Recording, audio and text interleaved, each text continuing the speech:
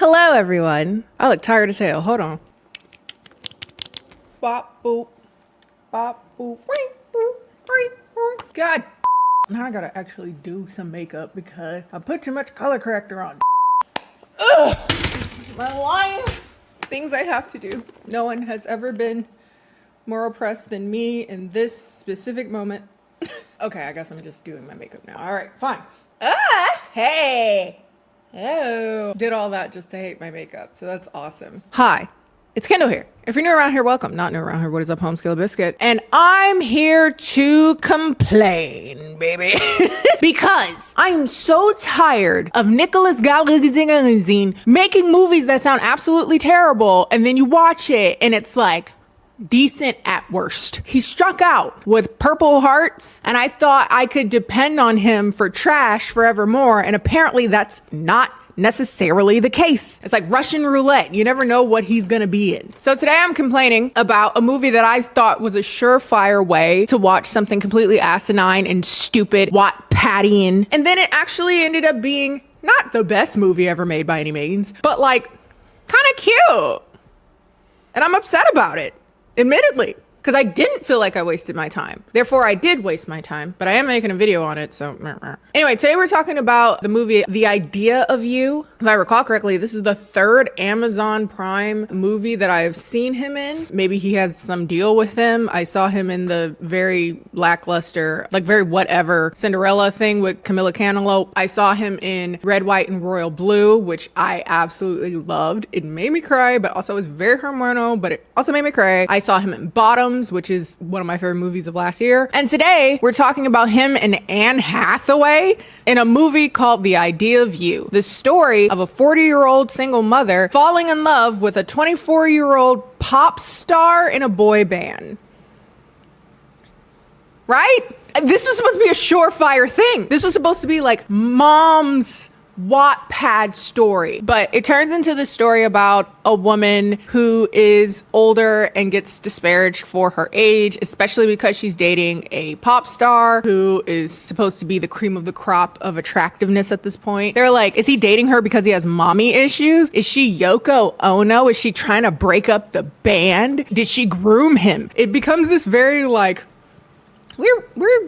they're both adults now. Calm down. Like, hello. Sure, an age gap that me personally, I wouldn't want to do in either direction, being 24 dating a 40-year-old or 40 dating a 24-year-old. I'm 29, and when I was still in these streets, I wouldn't have dated a 24-year-old at this point in my life. But like, you know, it is what it is. But that doesn't make it inherently bad. Like, he's a very much so an adult. and people are acting like, she's making him fall in love with her. She's a witch, a barbarian. And I'm like,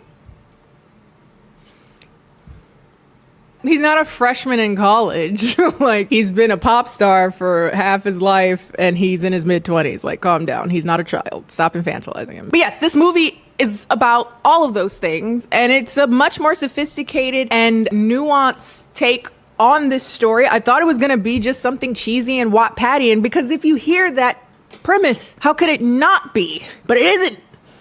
And I'm upset about it. That's what we're talking about today. I guess we should send it over to ads while I stew in my own frustration. Hello everyone, this is Admiral Kenny, and today's video is sponsored by ZBiotics. ZBiotics is the world's first genetically engineered probiotic. It was invented by a team of PhD scientists who needed something to help them tackle rough mornings after drinking. Because when you drink, alcohol gets converted to a toxic byproduct in the gut. And it's this byproduct, not dehydration, that makes the next morning such a doozy. ZBiotics produces an enzyme to break down that byproduct. And this is amazing, especially if you have like a special occasion that's on like a Sunday. Cinco de Mayo this year was on a Sunday, and I still had work to do in the morning. So I popped one of these before I started drinking, and I was cool the next morning. All you do is drink one of these before you start drinking. Still drink responsibly, drink some water, sleep well, but in the next morning, you'll find that you have a much easier time. So if you would like to try out ZBiotics for yourself, you can click on the link down in the description box. That's zbiotics.com. KennieJD, or scan the QR code here in your face so that you can get 15% off your first purchase when you use the code KennieJD at checkout. You can also sign up for a subscription using my code so you can stay prepared no matter the time or occasion. Summer's coming up, the weather's getting warmer. It's good to have it on deck when someone suddenly is like, you want to come over for a barbecue? And the next thing you know, you laid out for Monday. You got stuff to do. We're grown around here. Again, ZBiotics is also backed with a 100% money back guarantee, so there's nothing to lose. So if you're unsatisfied for whatever reason, you can get your money back. No questions asked. Thanks again to ZBiotics for sponsoring today's video. Now let's get on to the debauchery. So this movie is based off of a book by the same name. And again, when I heard that and the premise, I thought I was gonna get some like Wattpad fluff. You know, like how on like Wattpad related stuff, it's never like a story. It's like shit just be happening. It's like a linear sequence of events, but that's it. I was expecting that, but it's actually a real movie. Like a pretty emotionally competent one as well. And I'm upset. I'm upset. Damn you, Nicholas, or Nick, since we're getting personal now, bitch. Okay. So our main character, played by Anne Hathaway, who, my God, does she age? Like, what is she doing? Is she a good person? I hear that that keeps you looking good for a long time.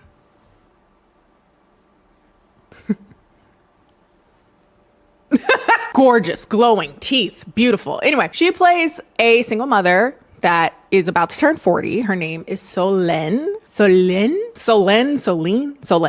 Anyway, and it starts off with her preparing to take her first solo camping trip. She's really excited to have some her time, some alone time, because her teenage daughter, Izzy, is going to be with her father, Solène's ex-husband, Daniel, for a bit to go to Coachella so that she can see her once favorite band, August Moon. Now she's 16, 17, so she feels like they're so 7th grade, and her dad didn't know that. But it's still a chance for her to get backstage passes to meet her favorite band when she was in 7th grade. So cool. But also her friend, I believe her name is Tracy. They don't really talk about her much. Her friend is like, you have to have a 40th birthday. Come on. Like, you have to have a 40th birthday party. You have an amazing life. You have an amazing family, amazing career. She owns a art gallery, a contemporary art gallery. So like things are going great. Celebrate that, you know? But she does seem to be turned off by the notion, maybe doesn't want to be reminded that her 40s are coming up. As someone who is 29, so I can't speak on turning 40, but I will say, as a person who's about to turn 30, I think the beginning sounds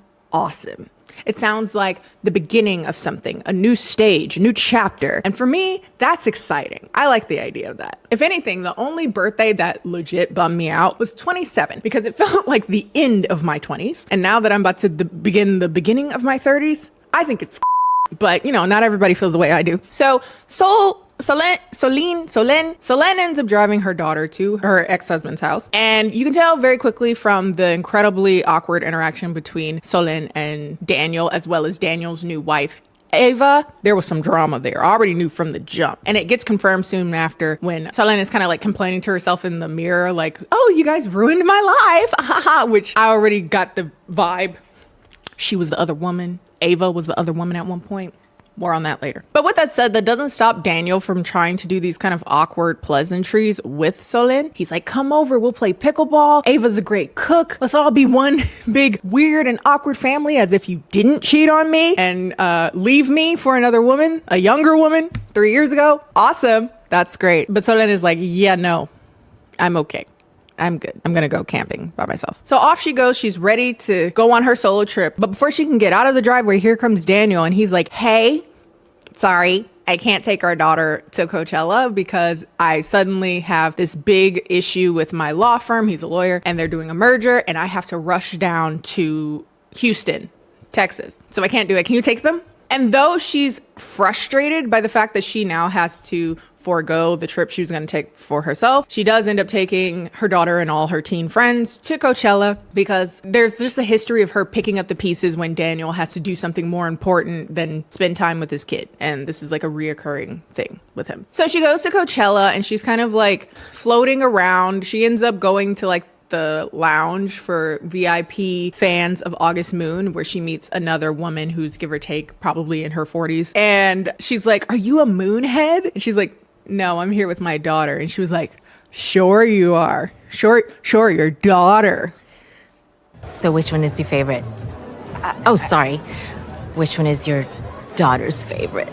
No, My favorite is Rory. And I was like, was this originally based off of adult Harry Styles One Direction fans? I'm curious. I don't know. It feels very much so like that. But hey. Now he's thinking about me every night. Oh, isn't that sweet? I guess so. But to escape this interaction, Solène goes to the bathroom and ends up getting lost and mistakenly going into Hayes Campbell's trailer. Now, Hayes Campbell is one of the boy band members, one of the members of August Moon, the band that her daughter is there to see. But she doesn't recognize him and she's like, can you move out the way? I gotta go pee. And so he's like, okay. And then when she comes out of the bathroom, he's still there. And she's like, are you one of them weird perverts that just like sit outside the women's bathroom to listen to them pee? And he's like, no, you're actually in my trailer. This is my trailer. I'm Hayes Campbell. He's British. I'm Hayes Campbell of British. I'm the British one in August Moon. And she's like, oh my God, I'm sorry. This is weird. She's like, my daughter is actually here to see you guys. We have backstage passes. This is very awkward. Her father was supposed to bring her here, but I'm here taking her instead. And he's like, oh, her father, but not your husband. And she's like, well, he was my husband, but he's now just her father. I was like, whoa. He's like, you can hang out if you want. Like, I hate that I have to do this. I don't have to do this, but the way I'm wired, I have to do He's like, you can hang out if you want. And she's like, no, I'm gonna go. But it's like, ooh. Like, before she can fully get out, like, there's like distractions. His people come in, blah, blah, blah. He changes his shirt in front of her and she's like, again, very K-drama. It felt very much like something that would be on SBS, right? But Solène brings her daughter Izzy to the meet and greet. Izzy's favorite guy is a dude named Rory. So she's like, oh my God, even though like you're so 7th grade, I'm like, it's right. And meanwhile, there's this like, you know, little attraction between Hayes and Solène, which the teenagers notice. And they're like, what's going on with that? And she was like, oh, we actually met in the line for the bathroom. And they're like, oh. But everybody can feel the vibe. So the teenager, the black gay one, he was like, you should come by her art gallery. She owns one in Silver Lake. And I was like, yes, good looking out. Good looking out. Finally, it's time for the concert. They play the songs. They're not bad. They're still cheesy. Insecure, got hard to handle. Too much too soon. They're pretty cheesy, but it's better than anything that bitch in Purple Hearts was screaming about. One of the songs even got in my head a little bit. I give it up to the devil and me. I let my guard down. I let my guard down. I was like, it's poppy. It's catchy. Something you'd play at a Forever 21 or a Claire's while you're getting your ears pierced and they miss. Definitely be at somebody's mall. I let my guard down. I let my guard down. You know, some of them are poppy. I like it. I like a little One Direction. What is that other one? The other white people. What were they called? Big Time Rush. Or like white people singing not early EXO. Early EXO was very early EXO was very cultish and it was very funny. Careless, shoot. I'm making too many esoteric K-pop jokes the last few days. So let me back to the story. And then at some point though, Hayes is like, we're gonna do a little change of plans because I actually met someone today and I would like to dedicate the song to them. It's called Closer. Which is a song about a guy liking an older woman and he's like, put your head on my shoulder. He's like, maybe you're a little bit older, but baby, put your head on my shoulder. I wanna get closer to you, yeah. Like, it's corny, but it got me bopping. I was like, I will say the song scenes are shockingly long. I didn't expect them to play so much of the music. I was like, you don't have to play that much of it. But for the whole time, he's like keeping eye contact with her. You know, I want to be as hot as Anne Hathaway when I'm 40. She's like 41. Bitch. Or Maya. Y'all seen Maya recently? Hot as hell. Nelly Furtado. Beyonce. Like, people be acting like 40s you die. Like, come on. Anyway, especially as a woman, like, hello, this is forever. I'm sorry, I'm very caffeinated today. So once back at home, Solène has her birthday party that she didn't want to have, but her friend invited her close friends, and then they bring other people, and it's just like a bunch of random people there. And while there, Solène ends up talking to some of the guests, particularly men, and it reminds her why dating sucks. I just jumped off of the streets and I don't want to go back. I hope he, let's make it, please, I don't want to go back. Please. I don't want to go back, please. Oh God, why am I crying? I don't want to go back, nigga. This shit is ghetto. I can't. Oh no. So it is, you know, a breath of fresh air when Hayes comes to her gallery looking to buy some art or looking to get closer to you, yeah. Closer to you. And though she's there, she's doing like the professional pitch, like, oh, these artists are from blah, blah, blah, and they use this technique and blah, blah, blah. He's like, okay, I don't care. I'll buy them all. But I'm just here to get closer to you, yeah. He's like, I like everything. Bubble wrap it or whatever you gotta do. And she's like offended by how flippantly he's treating this very important art. But he's like, no, like I appreciate it. Are you gonna show me any more? And she's like, I can't show you anymore. You bought everything, but I can take you to a warehouse where a friend of mine makes a bunch of her art and we can see if you like any of her pieces there. He suggests that they take her car, you know, trying to get closer. You get it. And so he's in the car. He leans the seat all the way back so the paparazzi that were outside of the art gallery don't see him. You'll notice that paparazzi is definitely a big component, or just stardom in general. Being in the limelight is such a big, frustrating factor for them as this movie goes along. So really setting you up that this is going to be some bullshit. Honestly, paparazzi are why I don't understand why people want to be actually famous. Actually famous sounds annoying. Every once in a while I get recognized. I got recognized at Olive Garden the other day. Very sweet lady. She started crying. She was pregnant. How you doing, girl? If you watching this, hey. But like, imagine everywhere you go, you can't take a shit without somebody outside your window taking a picture like, damn. So they go to the warehouse. She shows more of the pieces, particularly the ones that mean the most to her. She tells Hayes that she's always loved one particular painting, but her friend has always refused to sell it to any buyers or let it go anywhere. But it's always felt really important to her. They also discuss each of their lives a little bit. She talks about how she went to school for art history, but originally she was there going the pre-med route because she was a people pleaser and wanted to make her family look good or whatever. But then she fell in love with art history when she was taking it as like a random credit thing. And he talks about how he got in the band, which is pretty straightforward. He auditioned and suddenly he's like, I'm starving. Would you like to go get something to eat? And she's like, what the are we doing? What are we doing? You come to my gallery, you hear asking me to go there, and this is just supposed to be normal. This is just normal shit we're doing. I'm just going to dinner with a world pop star or whatever. That's just what we're doing today. And he's like, I don't meet people like you very often. You seem to care more about things that actually matter instead of, you know, fame or whatever. Also, you're hot. And I want to get to know you better.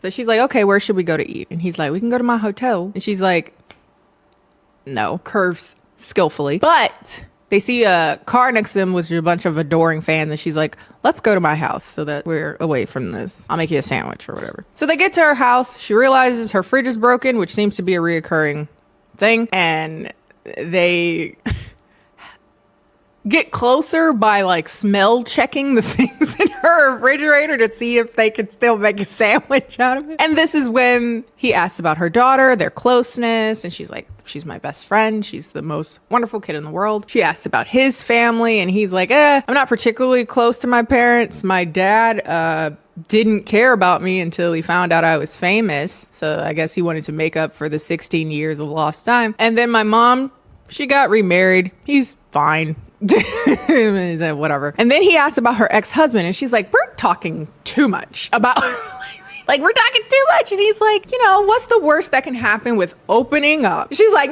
let me tell you the worst that happened when you open up. We fell in love, got married, had a kid very young. I was fresh out of college. And then, you know, we kept living life. He kept doing well at his firm. The gallery opened for me. We seemed to be doing really well externally, but there was definitely a drift. That's the word choice she uses. I don't know why. I'm like very enamored by how she says that line. ADHD, I just fixate on things. But then she talks about a day that she went to dinner with him and a bunch of their friends. And she was sharing some gossip about some people that they knew who was having an affair. And everybody goes quiet at the table. And she's like, and then she turns to Daniel and she's like, he won't look at her. So then they come back home and she's like, what was that? What's that about? And this is where he confesses that he had been cheating on her with a younger lawyer at their firm, a young lady at their firm, and her name is Ava, and he's in love with her. And originally, Solon, as she's telling the story, is like, I was so upset by how nice I was about it because I was willing to forget and forgive him. Like, people make mistakes. I didn't want to break up our family off of this thing that I decided I would look past. I could forgive it. He didn't want that. He wanted to leave their marriage and go with this younger lady named Ava because he was in love. And then he left. Then he got remarried to Ava. This was like 3 years ago. And yeah, that's the worst that can happen when you open yourself up to someone. But of course, this conversation and his like affirmation that not everyone is like Daniel brings them closer together. It's a banger. I don't know. The mysticism gets broken because there's a call from Izzy and she goes to take it. And then he goes on their piano and there's this like, woo, like vibe, like, woo, look at the golden hour lighting. And she gets a little closer and he puts his hand on the back of her thigh. And I'm like, whoop, whoop, whoop. Chemistry, not chemistry. I did not expect that. I did not expect this. They get a little closer. He stand up and I'm like, whoop, whoop. And she's like, I'm too old for you. And he's like, no, you know, and just like, that's how you do it. No, sorry. She's like, no, we can't do this. We're two very different people. You have your fame life and I am just a single mother. We have very different lives. Forget, go on. And he's like, He decides to sneakily leave his watch over her house so that he has to come back to get it, or she has to give it to him. And he leaves out with his driver. And just in time, because then Izzy comes into the house, just missing that a pop star from her childhood was in her house. Okay, so it's summer, which means that Izzy is going to go off to summer camp for the summer, like the entire summer, meaning that Solène has the house to herself. Meaning, when Hayes gets her number from the art delivery, the invoice, she's like, she's in a situation where she doesn't have to explain where she goes or who she's seeing to her kid, in theory. Not that she would take it. And especially when he's like, hey, I can fly you out to New York. I'm doing a show there. Like, if you want to come by. So she ends up in New York. And she's like, I'm, here to give you your watch back. Because, But she all the way at his hotel. It's nighttime. It's sexy time. Not my contact shipping. So they get to making out. They bump genitalia, but also just have a good time. Sing karaoke, eat cookies and chicken strips. Hell yeah. Chicken strip sounds good right now. He plays guitar. They open up about his fears and, they'd be a couple for a bit. In the morning, he asks her to come to the European leg of his tour.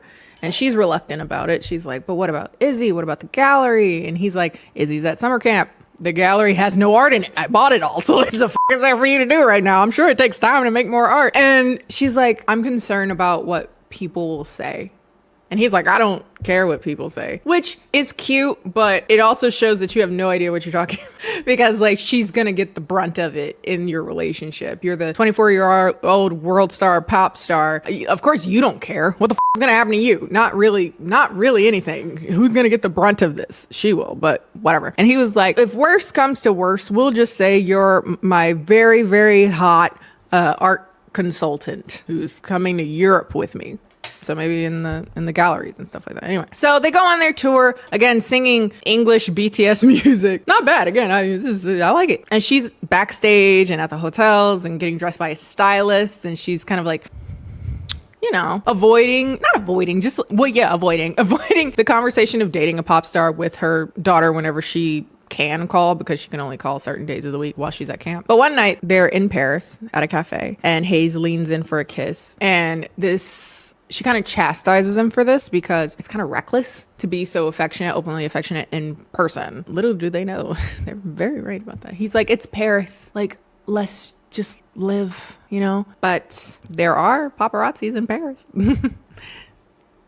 Now, at some point of the tour, they have a little bit of time to do a long weekend. And so they go off to Ibiza and they spend time in this like gorgeous villa. Also there is one of the bandmates, Ollie, the black one. That's how you need to know him because he's the black one and he's kind of rude, honestly. Those are the two like defining characteristics of his character. And there's like girls there that presumably Ollie brought, and this intimidates Solène because they're nearer to the boy's age. Like, she was gonna go out in her swimsuit, and then she's like, I'm old, I'm 40. I'm being sarcastic. I'm 40, so I can't wear clothes. I have to go outside, and honestly, something I would wear.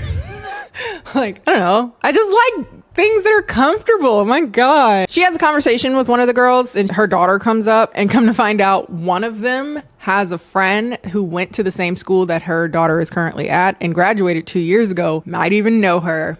That's oof. And during this conversation, they talk about how Hayes and Solène met, and the song dedicated to her comes up, and one of the girls is like, oh, Closer? Yeah. They that's their like bit. They sing it every time they meet somebody, and it's kind of like a thing to make somebody feel special. Like, it's just a thing we do on tour. We act like there's a change of plans. It's fan service, you know. And then they start to like overshare about a different girl that he sung Closer to, how she was also an older woman that became obsessed with him. I think she was someone in Sweden or whatever. And this is just too much for Solène, and she's like, oh, hell nah. I'ma go. So she's obviously grossed out by this. She's like, oh, hell no. This was fun. We knew what it was. Obviously, you're not taking me seriously. Obviously, you have a type for older women. I'm not doing this. And he's like, no, you're not like the others. Like, what if I want more? What if I didn't just want this to be a fling for the summer? Like, what if I want more with you? And she's like, no. He's like, are you ashamed of me? And she's like, I am ashamed. I'm ashamed, certainly, of something. So that's where it ends. She goes back to LA. And when she gets home, she sees that she has a delivered piece. That painting that she always wanted, but her friend refused to give to anybody. Apparently, Hayes had convinced her to sell it to him to give it to her. But they're still broken up at this point, or separated at this point. And one day, Daniel and Ava come over to show that they had bought a car for Izzy's birthday, but she's not home yet from camp, so she's gonna be really excited when she gets it. And while they're having this conversation, Daniel is like, hey, you remember this guy from my firm? Apparently he had taken a trip to Rome, and he said he saw you, like, all booed up, kissing up with one of the kids from August Moon. That's crazy, right? She was like, yes, that would be crazy. Can I help you? Like, what do you want? And he's like, I mean, bad, isn't it? And at first I thought he was trying to say something about like the age gap, or even like having all these like paparazzi around because he's famous. But no, he's just insanely jealous. Are insane. Like, considering you divorced her because you didn't want her, you cheated on her. You're like, wow, I don't like how she found somebody else. Blow me. The Anyway, she gives an incredibly non-committal response to this, and he's like, okay, well, I'll go to take a picture of the car. She's like, I don't want relationship advice from you, of all people. And while he's gone, Ava's like, hey, just so you know, I'm leaving him. He doesn't know yet, but I'm leaving him. And she's like, why are you telling me this? And she's like, I just thought you should know the truth about everything. And then in a weird effort, she tries to like say, hey, if you want to go get lunch with me sometime. And she's like, absolutely not. Okay. Would you want to get Thai food with me sometime? No. Okay. Thank you so much. However, at some point, the news does break out that Hayes Campbell of August Moon had been seen canoodling with an older woman. It's the very beginning of a very intense media firestorm, to such a degree that everyone around Solène that she meets in real life seems to be very aware that she'd been with a member of August Moon. But yes, she has this like hyper awareness around her now, because all these like moms are coming up to her either with admiration or like mild judgment or outright disgust. And now Izzy is like aware that her mom has been sleeping with a guy from August Moon, which is like, maybe I'm just weird, because I would think that's, I'd be like, my mom bagged a dude from August Moon? Go off. Like, I'm not everybody. Okay. Anyway, but this means that she has to like come completely clean about seeing him. And she's like, I really am upset that you lied to me, because dad lied to me. Like, please don't lie to me. And also, it's really fucked up how people are talking about you because you're older than him and a woman. Like, it's fucked up. Well, she's like, well, I'm not with him anymore anyway. So, and she's like, why? Go get your man, bitch. good daughter. So she goes to visit him in LA because and she apologizes for how she treated him. And he's like, I got to think about it. And he's like, okay, that's enough thinking. And then makes up with her. And they're back together. And so now they have to prepare for a proper media firestorm. They're together in public. So they're like not hiding anymore. So now, again, people coming for her neck. Yoko Ono, does he have mommy issues? Did she groom him? Ew. And for a while, she's able to live in blissful ignorance because she just doesn't have social media. Like, her daughter and her friends like agreed to not engage with it on social media, but it's going around. It's getting really, really hot. So here comes Daniel being a hater. All the paparazzi are outside and he's swearing up and down that he's here for his daughter and for the betterment of his daughter because you want to be a little slut and a pop star that was on her wall that she had a crush on when she was 10. And she's like, bitch, you never cared about your daughter. You're just over here starting shit. And her favorite was actually Rory, if you knew your daughter, bitch. And the reason I met him is because you put your job over your daughter again. And stop talking to me like that. And Daniel, he was coming in and twice while the time he was there, he called Solin his wife accidentally. And I think it's just because you want her back because Ava don't want your ass no more. The grass ain't greener on the other side as you thought it was, bitch. And now you're like, oh, let me come crawling back. But you can't do that because she's a man who has more money than you, more influence than you, more power than you, actually likes her more, like loves her. He's taller than you. You, bitch. But he's like, I'm doing this for our daughter. I'm going to take her to school, which unfortunately is true. Izzy is getting like bullied a bit at school because kids suck. They're like, one guy at school was like, I turned 18 next month. Tell your mom. That's up. And they're like, ask your mom how big his dick is. I'm like, ooh, okay. Kids suck. And this really hits Solin because she's like, we got to break up again. This time because my daughter, because she can't handle it. Like all the paparazzi, all the attention, all the bullying and shit. This is not her fault, but we got to break up. Like we got to do it. And he's like, no, don't leave. Oh my God. And she was like, I got to do it. I got to do it for my daughter. And he's like, okay, let's revisit this in 5 years. Izzy will be in college. I'll be some D-list celebrity at that point that nobody will care about. And let's just start over. And she's like, I'm not going to hold you to that. If you have a chance to relationship and happiness, go for it. If I have a chance for happiness, I'm going to go for it. And I would never hold you to that. So they separate for 5 years. In that time, he becomes a solo artist, gets a little stubble on his face. That's how you know he's older.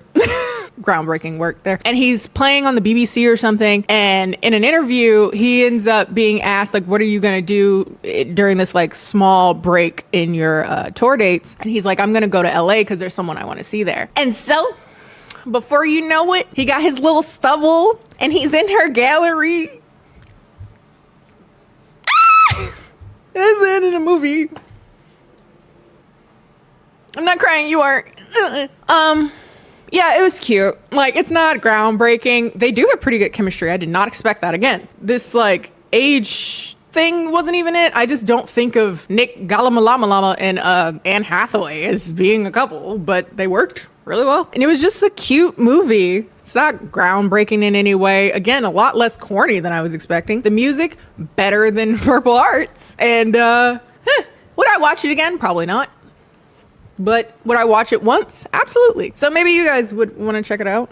It's on Amazon Prime. And yeah, that's all for today, folks. Pretty boring. If you like today's video, like today's video. Follow me on all my social media, Instagram and Twitter, by the way, KennieJD. What else? What else? What else? If you have any movies or shows that you would like me to see, put those down in the comment section. I did notice that there's a South African ultimatum. And though I have not indulged in any of the like ultimatum Love is Blind foreign universe, that one particularly got my attention. So I might have to, I'm gonna have to,